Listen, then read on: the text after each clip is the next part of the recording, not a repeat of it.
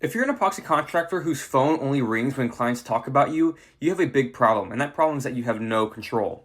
The last thing you want as a business owner is to have no control at all. Now, let me explain the whole ordeal. When I say that your phone only rings when clients talk about you, I'm talking about word of mouth and referral.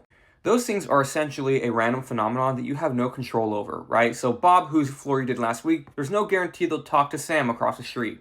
When your acquisition, and that's your main purpose, right, is to acquire customers because you have no reoccurring revenue, when your acquisition method is like that, that is a recipe for disaster.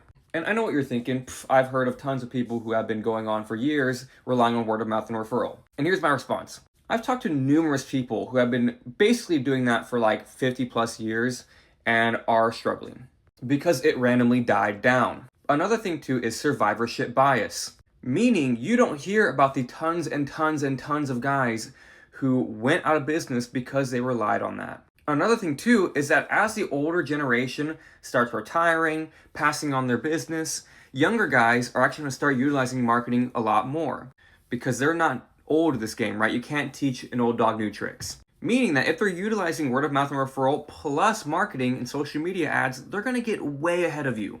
It's basic business, right? Who do you think is going to win? The guy who only does word of mouth and referral, or the guy who does word of mouth and referral and ads? One has more volume, one's hungrier. Who do you think's going to win? Obviously that guy. So start implementing more control in your business so that it's stable, consistent, and you know where exactly you'll be in about a year.